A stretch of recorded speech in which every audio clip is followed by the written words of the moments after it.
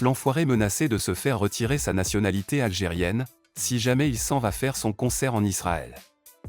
Actuellement, le rappeur l'enfoiré a restreint l'accès à l'espace commentaire sur son compte Instagram, à cause des multiples commentaires rageux qui y sont proférés. En effet, depuis un moment, le rappeur fait face à une grosse polémique suite à l'annonce de son concert en Israël, moyennant un gros billet. Et suite à cette annonce, un boycott, suivi d'un veto clair, lui a donc été posé par ses compatriotes algériens, qui ont prévenu ce dernier que si jamais celui-ci s'entête à maintenir la date de ce concert et de s'y rendre, des mesures fortes seront prises pour lui retirer sa nationalité algérienne, et de l'interdire de façon définitive de fouler le sol algérien, la terre de ses ancêtres.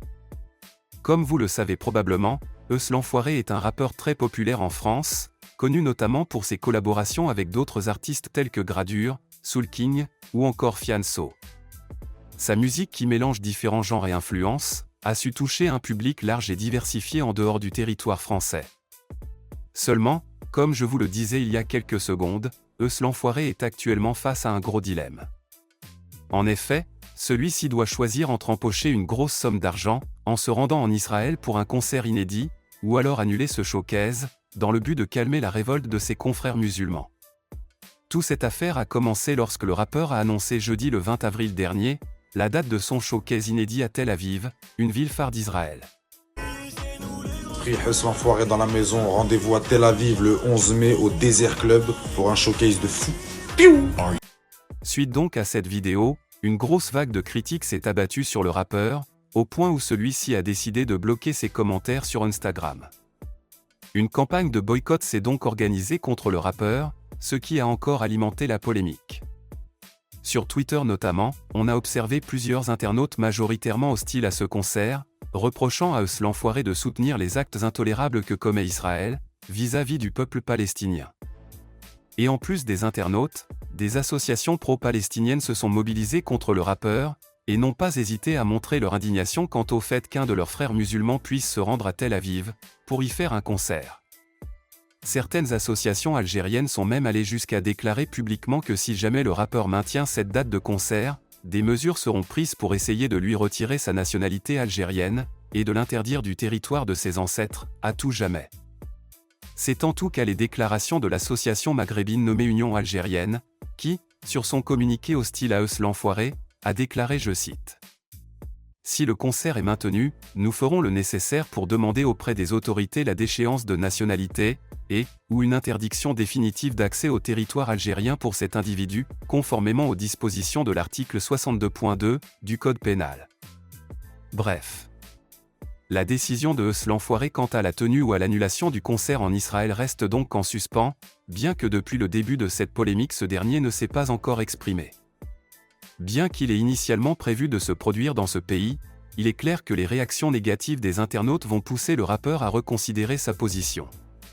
Mais il faut souligner le fait que l'enfoiré marquera l'histoire, en étant le premier rappeur français de confession musulmane, à se produire en Israël.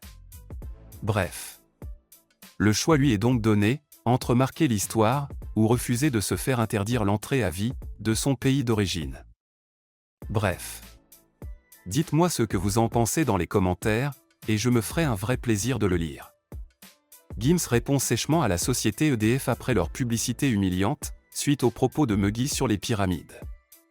Comme vous le savez certainement, au cours d'un entretien sur la chaîne Oui au Seul, Meggy Warano avait avancé une théorie selon laquelle les sommets des pyramides d'Égypte ont été recouvertes de plaques d'or, avec pour but premier de profiter des propriétés conductrices de courant de ce métal précieux. Un grand buzz médiatique s'était alors déclenché suite à ça, au point où tous les médias en avaient parlé, pour donner tort à Meggy. Profitant de la polémique autour des déclarations de Gims à propos des connaissances avancées qu'avaient les Égyptiens sur la production de l'électricité à l'époque, l'entreprise française de fourniture d'électricité EDF en a profité pour surfer sur la vague de ce buzz pour y faire sa publicité, tout en essayant d'humilier le Warano. En effet, dans un premier temps, EDF, le fournisseur d'électricité français, a tout d'abord réagi avec humour à la déclaration de Gims sur l'électricité dans l'Antiquité. En effet, dans une publicité publiée dans la presse papier, dont Le Parisien, EDF a affirmé être le fournisseur officiel des pharaons depuis moins 2000 avant Jésus-Christ. On a donc pu lire, je cite: « EDF, fournisseur officiel des pharaons depuis 2000 avant Jésus-Christ. Ensuite, avec un ton un peu sarcastique, le fournisseur d'électricité a répondu aux théories de Gims selon lesquelles les Égyptiens de l'Antiquité auraient eu l'électricité. EDF a ainsi affirmé que cette théorie était fausse, tout en ajoutant avec un ton ironique que si les pharaons avaient eu l'électricité à leur disposition, ils auraient sans aucun doute choisi EDF comme fournisseur. Non monsieur Gims, quand même pas. Mais on est certain que si l'électricité avait existé au temps des pharaons, ils nous auraient sans doute choisi.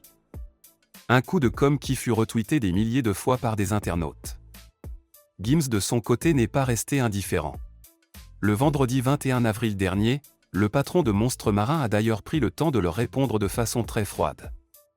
En effet, après avoir retweeté la pub de la société, Muggy écrit, je cite: « Ah! D'où vos factures pharaoniques ?» Une réponse très cash de Muggy qui, à son tour, a valu à EDF pas mal de moqueries. Bref. Et vous? Que pensez-vous de toute cette histoire? Dites-le moi dans les commentaires, et moi comme à l'accoutumée, je me ferai un plaisir de le lire. C'est tout pour cette vidéo, n'oubliez pas de vous abonner à mon compte Instagram, mrshadow945.media, pour recevoir des actualités du rap français qui ne font pas toujours l'objet de vidéos. Quant à moi, je vous donne rendez-vous très bientôt pour d'autres actualités encore et toujours plus croustillantes. D'ici là, portez-vous bien.